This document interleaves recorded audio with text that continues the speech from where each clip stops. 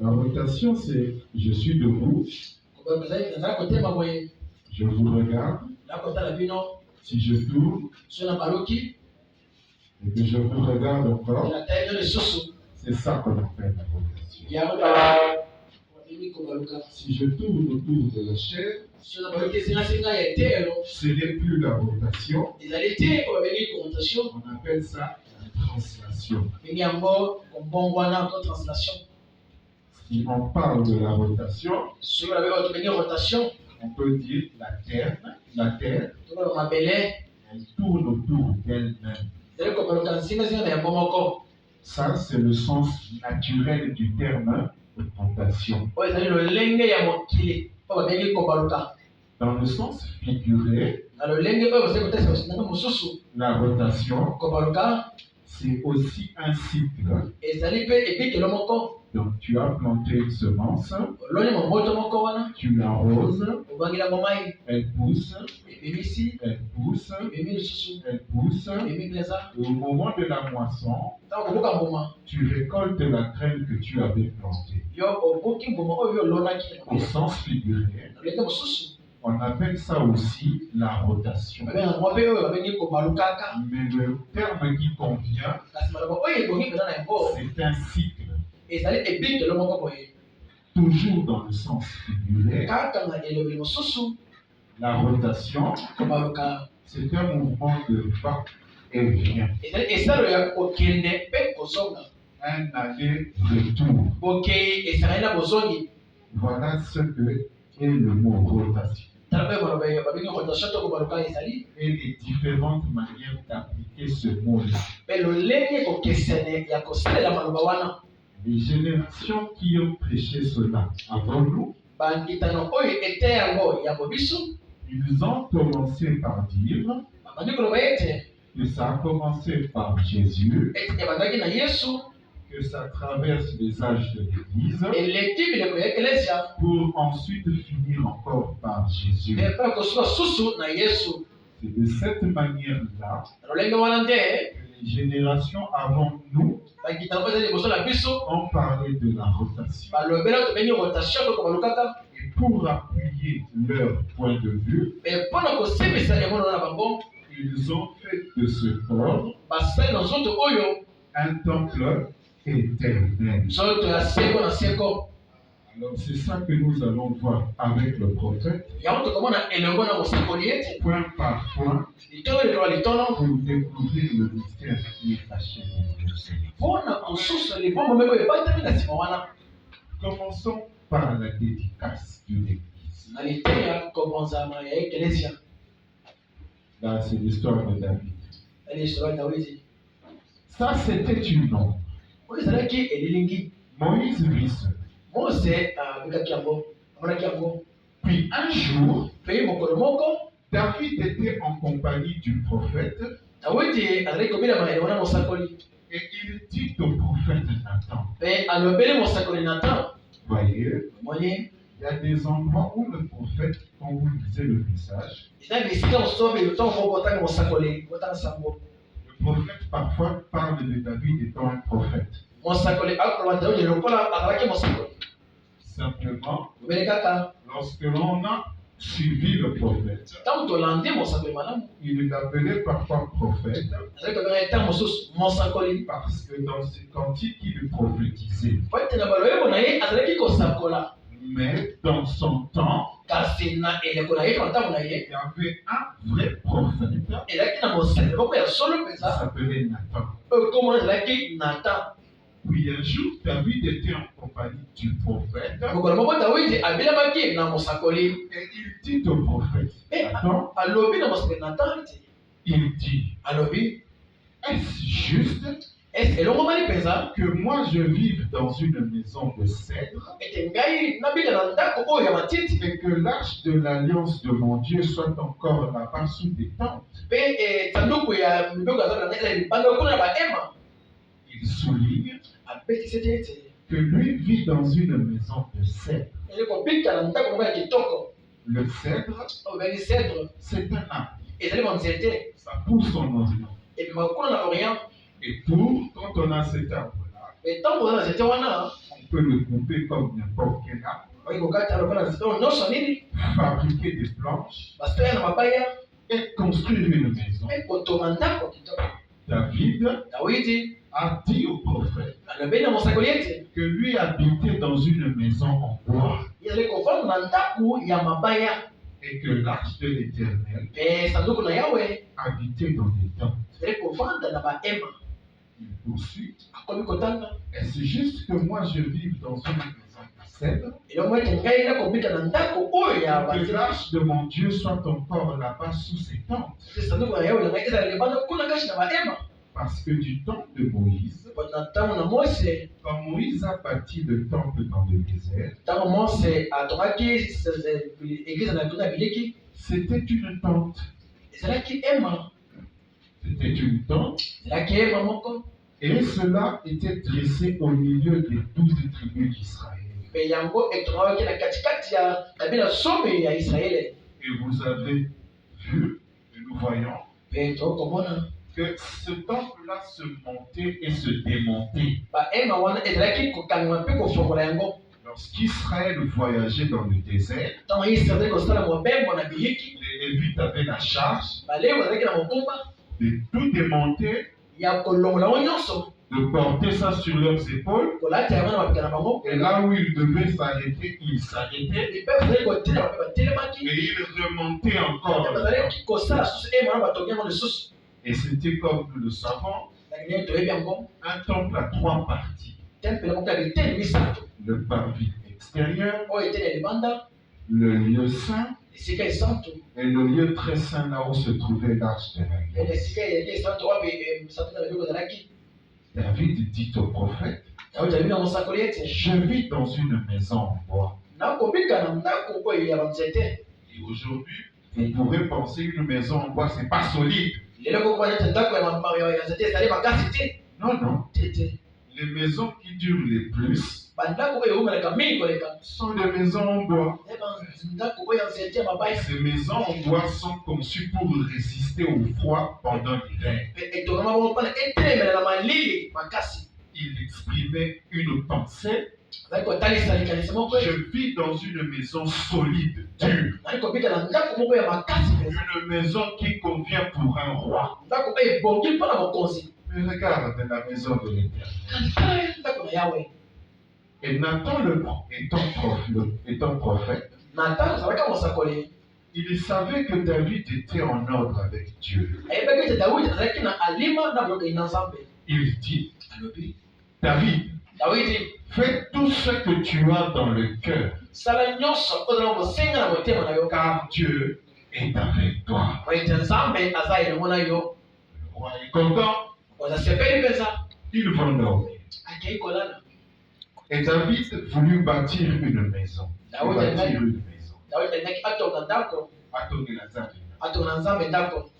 Mais cette nuit-là, Dieu vit les motifs du prophète. Vit les motifs du roi, ainsi que leurs objectifs. Voyez-vous, c'est lui la personne qui doit sanctionner. Non, c'est lui qui a la décision finale. Non, Dieu. C'est lui qui a la décision finale. 2 personnes ont parlé. 2 personnes étaient en convention. Mais la réponse finale revenait à l'Éternel.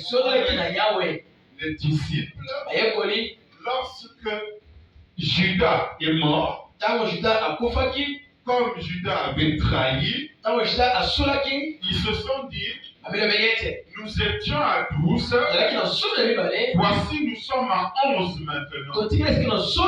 Choisissons l'un d'entre nous pour remplacer Judas. Et lorsqu'ils ont fait le vote, c'est tombé sur Matthias. Mais la décision, les hommes réunis en convention ont voté un homme, mais la décision finale Revenez à l'invisible. Ne vous en faites pas, c'est Lucifer.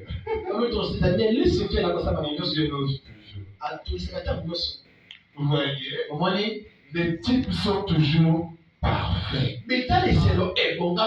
Donc ce n'est pas que vous soyez à 1000 ou 10 000, mais il y a un être invisible qui décide de toutes choses. Quand lui regarde les motifs, il trouve l'orgueil. Il dit, va-t-il à David mon serviteur? Qui est-il? Je l'ai pris au pâturage derrière quelques brebis. Le prophète dit, d'où vous a-t-il pris? Parce que nous ne valons rien. Nous n'étions rien. C'est sa grâce qui fait que nous croyons aujourd'hui. C'est sa grâce qui fait que nous prêchons. C'est sa grâce qui fait que vous menez une bonne vie. C'est sa grâce qui vous a donné la vie éternelle. Vous n'étiez que des païens. Mais il a nettoyé un prophète. Et il vous l'a envoyé. Et vous n'étiez, chacun avait sa propre vie païenne. Personne pour dire à l'autre, moi je vis mieux que toi. Non. D'où vous a-t-il pris? Pour qu'aujourd'hui, quand il envoie son prophète et qu'il dit une chose, vous vous dites, c'est pas comme ça. D'où vous a-t-il pris? D'où vous vient ce droit-là? C'est l'orgueil dans vos cœurs qui vous pousse à penser que vous pouvez corriger un prophète. D'où vous a-t-il pris? Chacun connaît son histoire. D'où vous a-t-il pris? Et j'ai rendu son nom grand comme les grands noms. Nathan, va lui dire. C'est pas connu. Mais si aujourd'hui, tu prêches, tu es sur YouTube, tu voyages partout dans le monde, tu as une grande assemblée, tu as ceci, tu as cela, mais c'est moi qui ai rendu ton nom grand. Est-ce que c'est par ta force? Cette intelligence que tu as pour lire, de tenir debout, de qui as-tu reçu cela?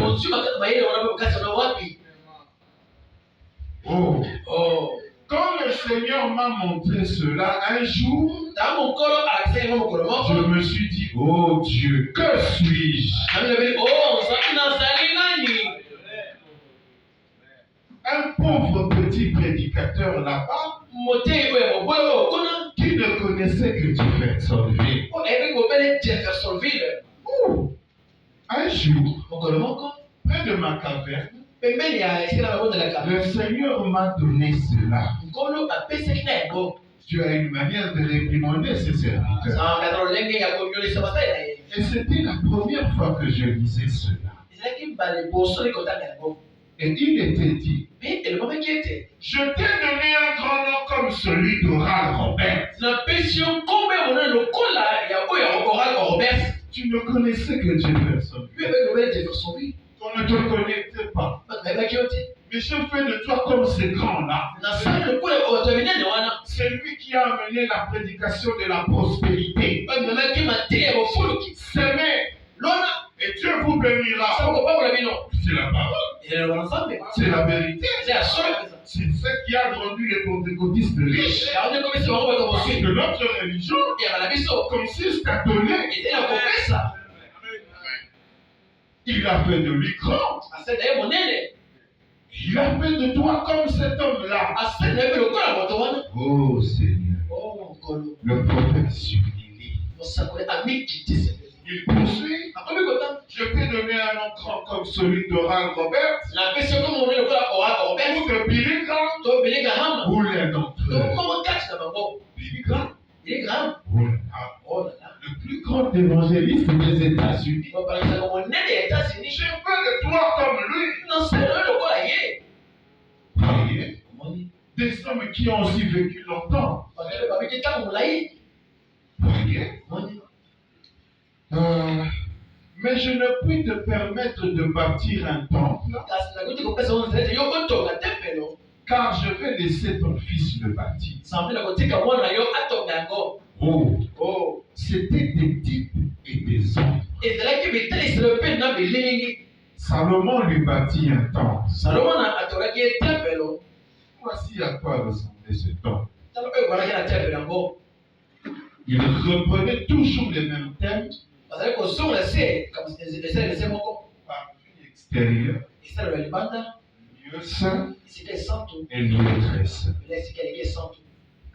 Et c'est ça qui était construit à l'époque de Salomon. Et Jésus a trouvé un temple comme celui-ci. Il dit, mais je ne peux te permettre de bâtir un temple, car je vais laisser ton fils le bâtir. Oh, c'était des types et des ombres. Ok. Maintenant, nous devons trouver la réalité. À quoi cela correspond? Quelle était la pensée derrière? Et quelle est la réalité? C'est ça, des types et des ombres. Il faudra chercher l'interprétation. Amen. On y va? Salomon lui bâtit un temple. Mais le véritable fils de David, c'est Jésus-Christ.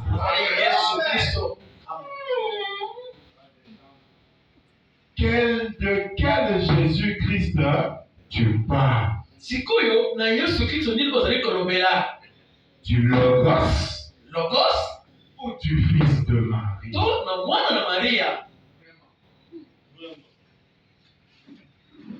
Sachons. Mais le véritable fils de David, c'est Jésus-Christ. C'est lui qui bâtit le véritable temple qui est né d'une vierge. Quel est le Jésus-Christ qui a bâti le temple qui est né d'une vierge?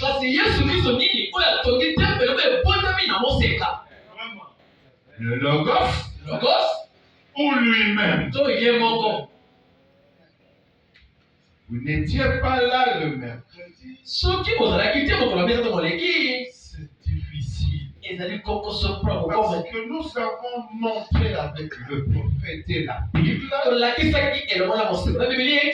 Gabriel avait dit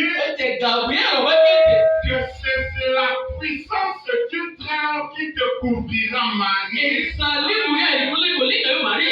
L'interprétation de couvrir, c'était la création. Amen. C'est ça que nous avions fait. Et c'est le Saint-Esprit qui a créé celui-ci dans la Vierge.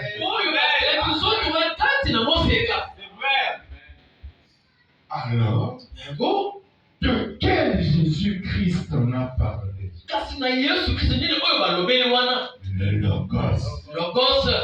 C'est lui qui a bâti le véritable temple qui fut né d'une vierge. Amen. Et son corps, c'est le temple éternel de Dieu.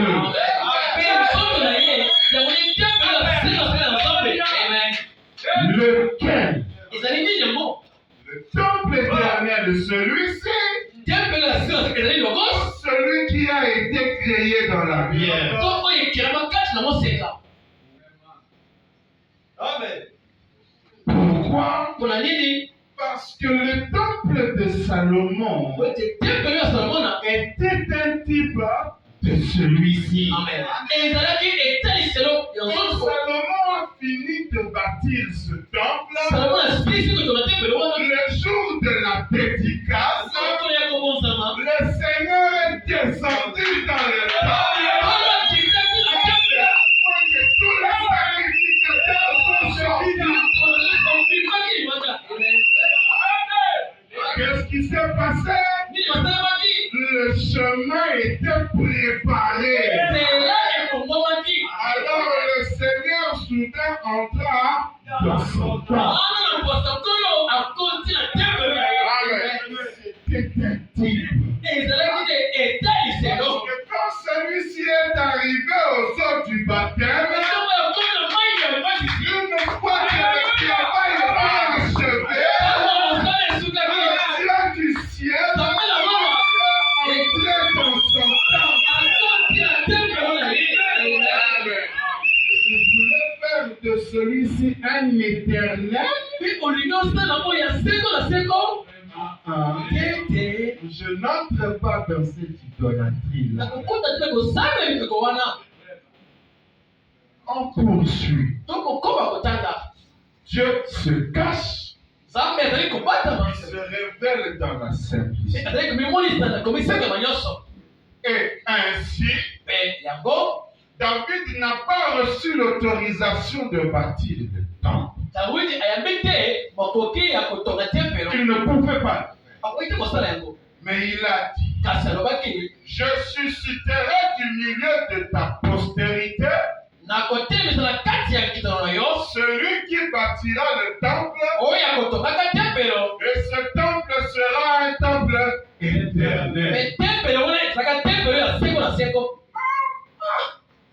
Si vous gardez votre compréhension, alors ce temple aussi est un temple éternel. Finalement, vous aurez compris.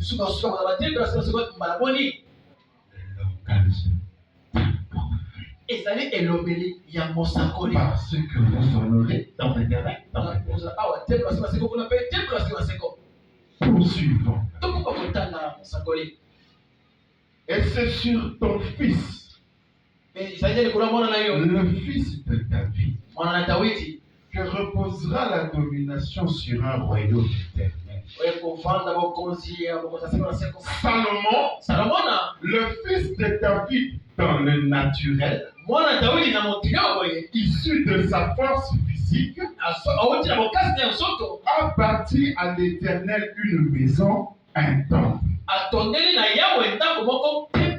C'est celui-ci. Mais quand la vraie postérité de David est arrivée, le fils de David, il leur a dit qu'il viendra un temps où il ne resterait pas pierre sur pierre de ce temple. Mais qui est ce véritable fils de David? Quand le véritable fils de David est venu, il a dit au travers des lèvres de celui-ci qu'il viendra un temps où ce temple-là sera détruit et il ne restera pas pierre sur pierre qui ne soit renversée. Et cette prophétie s'est accomplie lorsque Titus, un empereur romain, détruit le temple de Jérusalem. Vous voyez, le fils de David qui a dit qu'il ne restera pas pierre sur pierre qui ne serait renversée. Il leur a dit qu'il viendrait un temps où il ne resterait pas pierre sur pierre de ce temple. Aussi a-t-il essayé de leur indiquer un autre temple.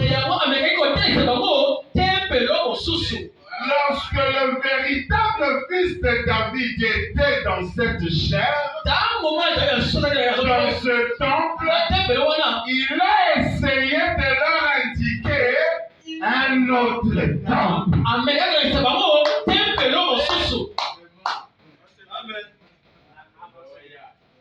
Jean le révélateur, le fils de Marie, le frère de Jésus, dans le livre de l'Apocalypse, a vu ce tabernacle. Apocalypse 21, il a vu venir, descendre du ciel, le nouveau temple, paraît comme une épouse qui s'est préparée pour son époux.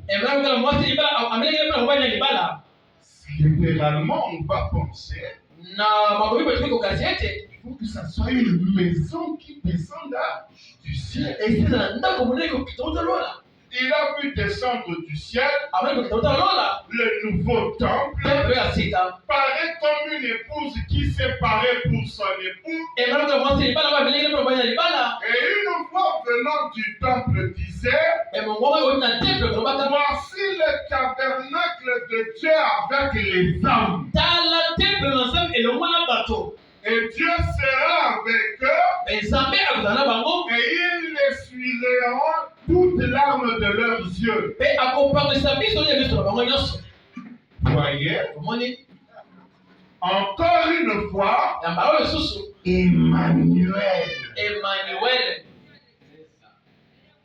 Voici le temple de Dieu avec les hommes. Et Dieu sera avec eux. Ils essuieront toutes leurs larmes. Le tabernacle de Dieu, il est en train d'essuyer vos larmes. Mon cher frère, tu es malade? Je suis son prophète. Seigneur Dieu, voici ton fils. Il est comme un descendant de Simon de Cyrène. Qu'est-il en train de faire? Il essuie vos larmes.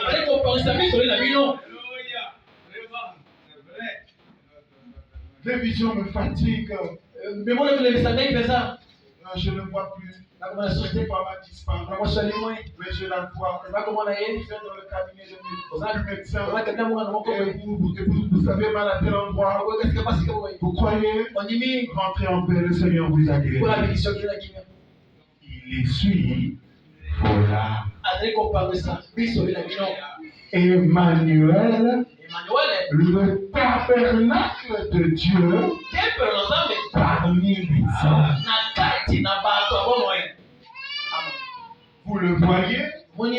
Il prêche, il condamne vos péchés, pas pour vous envoyer en enfer, mais pour vous faire passer de la mort à la vie. Quand il prêche, il essuie les larmes de vos yeux. Le consolateur, Dieu dans son temple. Apocalypse 21. Amen. Comment ça s'appelle? Poursuivons. Voici le tabernacle de Dieu avec les hommes. Parce que Jésus essayait de leur indiquer un autre temps. Et ça, le révélateur a vu ça dans l'Apocalypse 21. Il n'y aura plus de famine. Les gens pensaient à la famine naturelle. Mais c'est la famine spirituelle. L'apostasie. Les gens pensaient non. Quand tu reçois le Saint-Esprit, la nouvelle naissance, plus de deuil, plus de mort,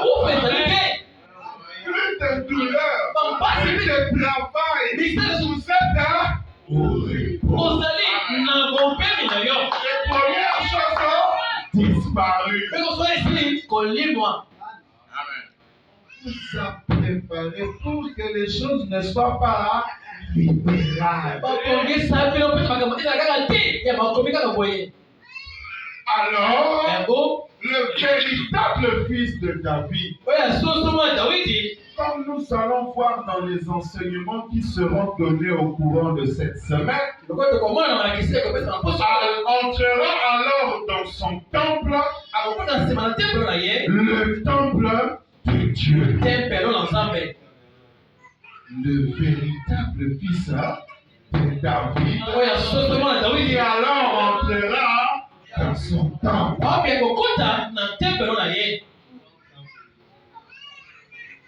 On y va?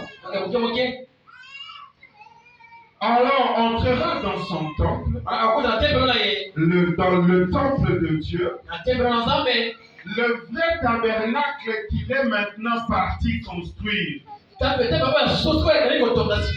Vous pensez que c'est dans le futur? Non, il est en train de parler de ça que Jésus avait dit dans Jean 14.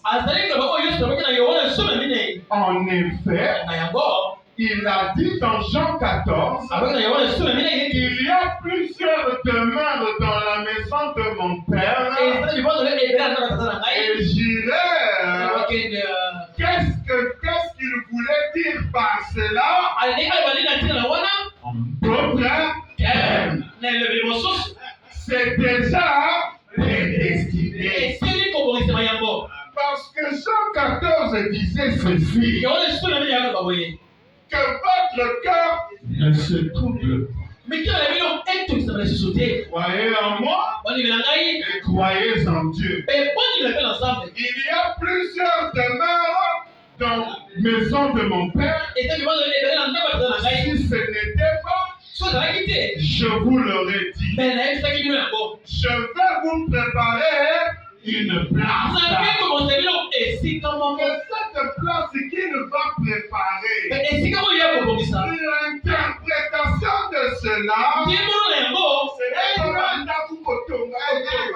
c'est ne pas construire des maisons, des maisons, des maisons. Oh là là là.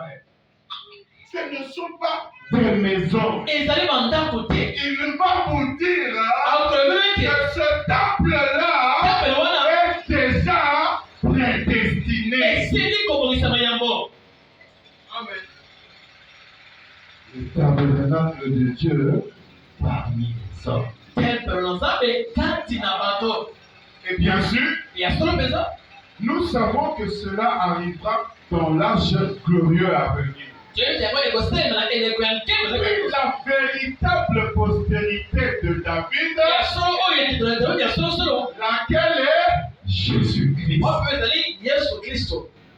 s'assiera sur le trône. Ça, c'est s'assiera là sur le trône. Il régnera sur l'Église. On n'a pas besoin de régner sur vous tous. Si on peut en capturer un, alors il est le représentant de tout l'âge. Il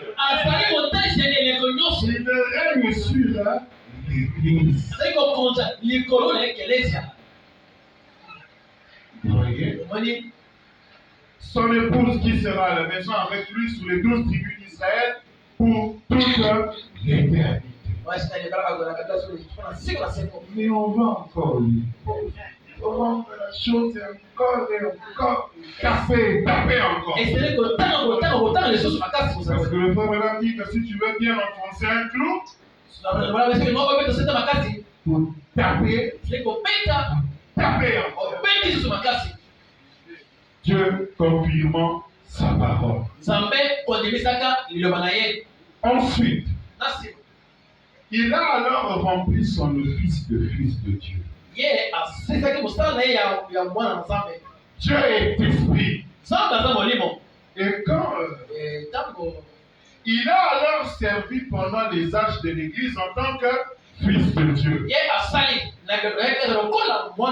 Alors, dans le millénium, il sera fils de David. Quand il s'asseyera sur le trône de David, il sera l'héritier du trône, le fils de David. Fils de l'homme, fils de Dieu, fils de David, et c'est le même homme de tout le temps. C'est juste comme Père, Fils et Saint-Esprit. L'office de Dieu. Fils de l'homme, fils de Dieu, fils de David, c'est toujours le même homme de tout le temps. C'est juste comme Père, Fils, Saint-Esprit. Voyez-vous? Poursuit. Fils de l'homme, fils de Dieu, fils de David. Et c'est le même homme tout le temps. De la Genèse à l'Apocalypse. Juste comme Père, Fils et Saint-Esprit. L'office de Dieu. Il était Dieu, le Père. Ensuite, il est devenu Dieu, le Fils. Maintenant, il est Dieu, le Saint-Esprit. Il ne s'agit pas de trois dieux. Il s'agit d'un seul Dieu, de trois manifestations, de trois attributs du même Dieu. Amen. Toujours un seul Dieu. Les gens que vous voyez ne sont que des attributs, des offices. Pas trois dieux, mais un seul Dieu. Amen. Le véritable Fils de David.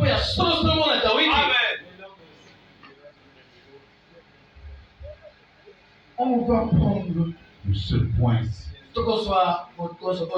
Parce que je vous avais promis de vous montrer l'origine de cette doctrine.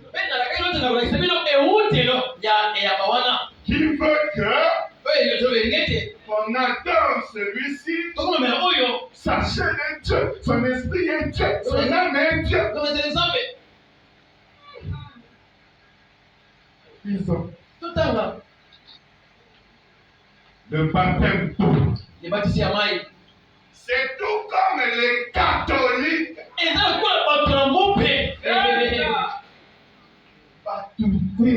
Ce ne sont pas des gens. Des mauvais esprits. C'est tout comme les catholiques qui disent la filiation éternelle. La filiation éternelle de Christ. Comment une telle expression peut-elle avoir du sens? Pourquoi? Parce que Dieu était dans son Fils. Et les catholiques disent la filiation éternelle. C'est-à-dire qu'à partir d'ici, il n'y a rien d'autre. Les conséquences de cela, c'est de remplacer celui-ci par celui-ci. C'est ça qu'on appelle la filiation éternelle. Parce que Dieu était Fils en Jésus. Sous la dispensation du Fils. Alors, cette doctrine-là dit que le Fils de Marie est égal au Logos, ou bien lui et le Logos sont un. Mais ça ne s'arrête pas là. Cette doctrine va dire maintenant, puisque c'est comme ça, alors c'est lui le Fils unique qui est sorti du Père. C'est lui le corps éternel de Dieu. C'est lui la première théophanie. C'est celui-ci Melchisédek. Tous les titres que vous avez écoutés dans l'Ancien Testament, fils de la vallée, rose de Saron, le très, le trois poissons, c'est celui-ci. Avec quel objectif? De le rendre adorable. Faisant de lui le créateur de la jeunesse. Mais il ne s'arrête pas là. Ils vont supprimer celui-ci et pour vous terroriser, ils vont vous dire que William Branham adorait celui-ci. Et pour vous terroriser, ils vont vous dire que cette colonne de feu n'était qu'un simple ange qui visitait Branham. D'ailleurs, il ne l'adorait pas. Ce n'est pas là pour l'adoration des anges. Et pourtant, Dieu est un ange. Ça aboutit à une doctrine qu'on appelle Jésus seul. Jésus. Question et réponse sur le sol. À l'époque où les pentecôtistes sont venus, ils ont formé des groupes. Ils ont formé le groupe de Jésus seul.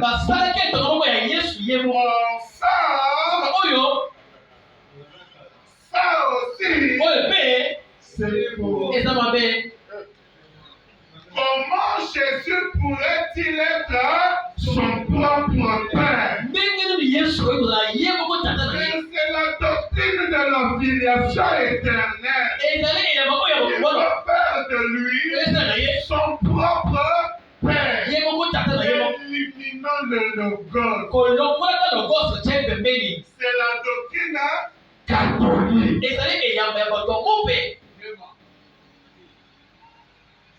On connaît ça. Mais on va mais il doit venir un temps de l'aigle. Voyez, c'est dans ce temps-là que tous ces mystères doivent être résolus. Voyez, il fallait que l'aigle vienne. Et sans ça, on y va. C'est tout comme des catholiques. Écoutez, quand on parle des catholiques, il s'agit de leur pasteur, le pape. Et Les catholiques c'est la doctrine du Vatican qui a évolué depuis l'an 325 jusqu'à aujourd'hui. Encore et encore. C'est la doctrine de ce monsieur-ci. Et on va prier pour l'Est.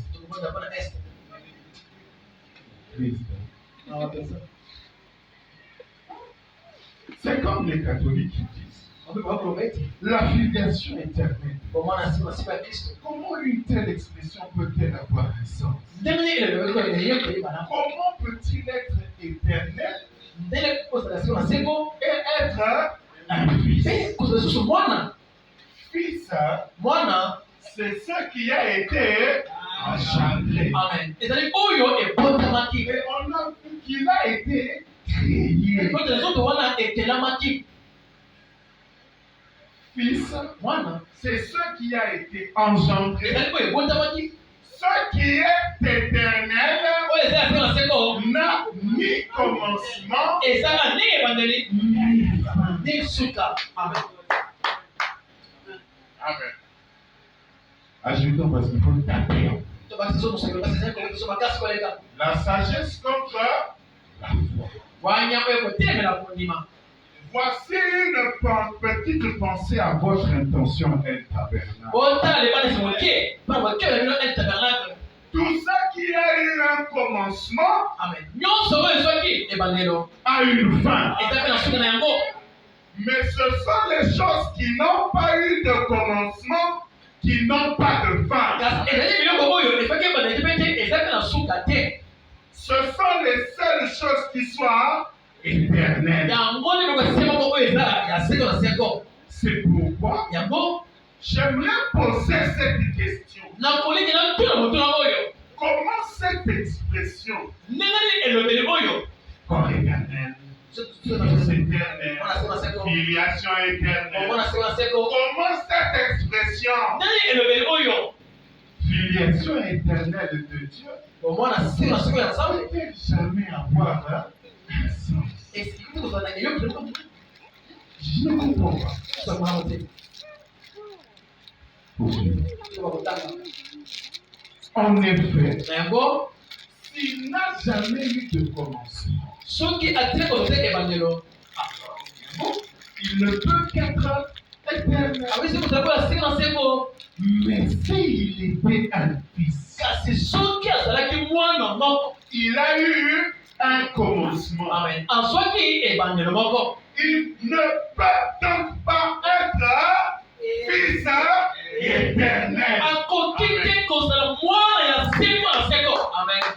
C'est le Dieu éternel Ezali Nzambe ya seko na seko. manifesté dans un fils. Amonekali kati na mwana. Oui, Iyo. oui, Iyo.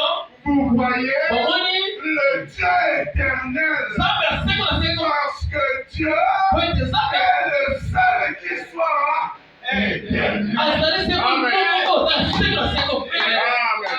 Mieux que lui. Eza mobele ye. Mieux que lui. Eza mobele ye. L'homme de toujours. Moto ya ntango nyonso. Celui qui s'est laissé photographier. Oyo abitiki bakanga ye foto. Pour ouvrir la révélation. C'est conformément eselo. Est-ce que vous pensez que c'est une simple lumière? Oui, c'est d'accord. Pelo ka papa boye. Un simple ange. Moi je crois papa. Le créateur de la jeunesse. Mokeli boye bandelo. Et tu vas détourner notre adoration de lui Puis okolonga ça le to ka naye. pour un temple. Ona tempelo. Peu importe combien les hommes ont été puissants. C'est la temple c'est que ma casse ya boye. Et nous savons C'est bien été. l'homme derrière le miracle. Moto se meka c'est loin. C'est de la gloire. C'est le gosse.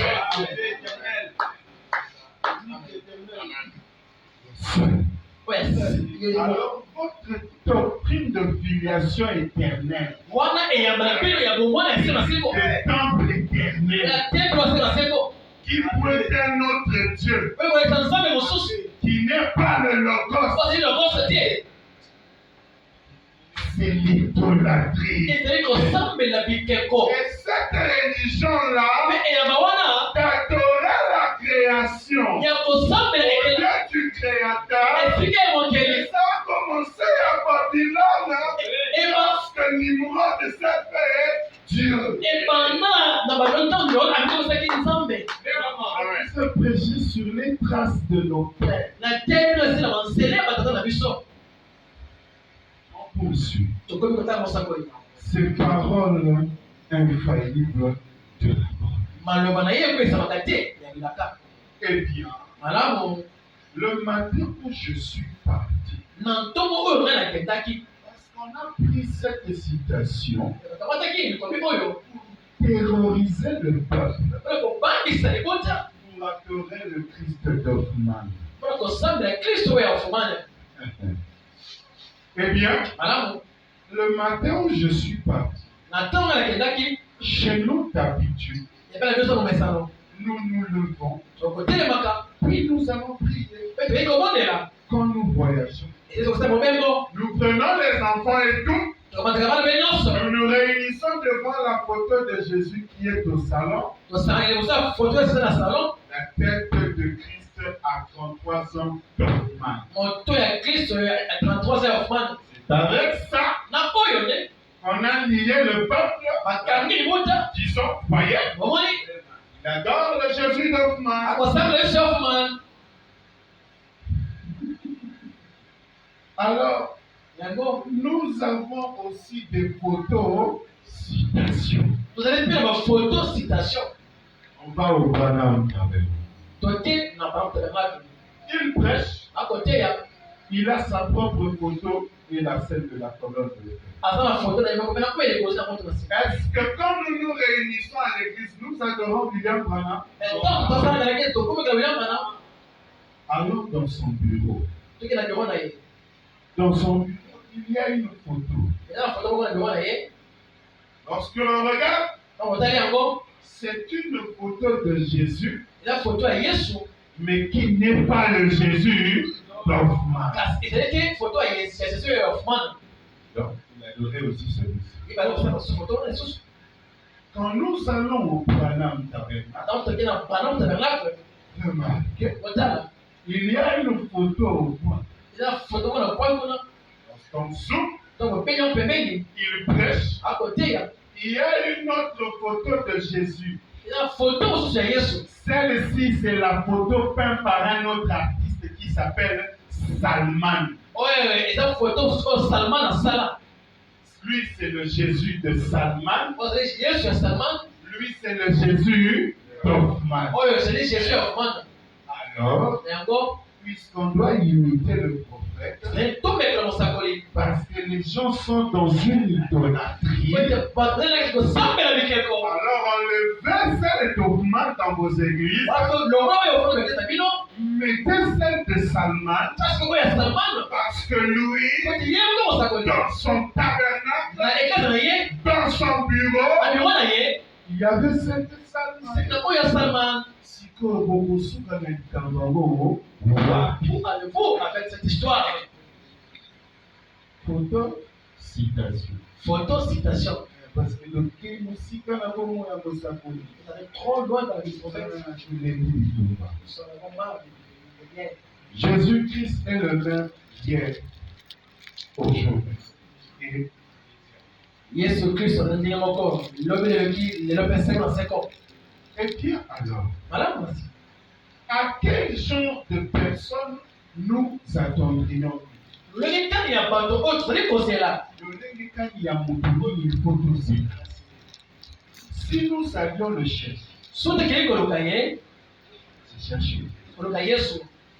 Chercherons-nous à trouver un homme en robe, Tokoluka tozwa moto oyo alati nzambala aux longs cheveux, ya suki ya milayi avec une longue barbe? na mandefu ya milayi. Serait-ce Okoki kozala cela pourrait-il être Jésus? wana okoki kozala Yesu. N'importe qui peut porter une robe, Moto nyonso okoki kolata nzambala to robe une longue chevelure to suki ya milayi et une longue barbe. mpe kotika mandefu ya milayi. N'importe quel imposteur peut faire cela. Mokonzi nyonso okoki kosala yango. Il y a beaucoup d'hommes qui portent une robe ce soir, Na bato mingi ebele bakolata banzambala mpo lelo qui ne connaissent pas Dieu. bayebi nzambe te. Les musulmans, les arabes, c'est leur race. Qui ne connaissent pas Dieu, Bayebi nzambe te. pas plus qu'un autre n'en sait au sujet d'un chevalier égyptien. kolekela bato oyo aza oyo bayebi ata ekiti na baegypte. C'est vrai. Solo mpenza. Mais ce n'est pas ce que nous cherchons. Kasi ezali te oyo tozali koluka. Nous regardons, Tozali kotala biso nous voulons l'intimité. tolingi moto moko mokonzi. En fait, Na nsima yango lui ne l'était pas. ye azalaki yango te. Que cherchons-nous? tokoluka susu nini Les empreintes des clous basinya ya basenti na maboko et les marques des épis. mpe na bilembe ya banzube. N'importe quel imposteur mokosi oyo nyonso peut s'habiller comme ça. akoki kolata bongo lolenge wana. Ça ne serait toujours pas lui. ekozala kaka ye te. Et comment savons-nous qu'il portait une robe? ndenge tobaki te ye ali kolata nzambala Et comment s'habiller? mpe azalaki kolata lolenge kani. Nous savons seulement ça. tuyebisi ebomeli yango.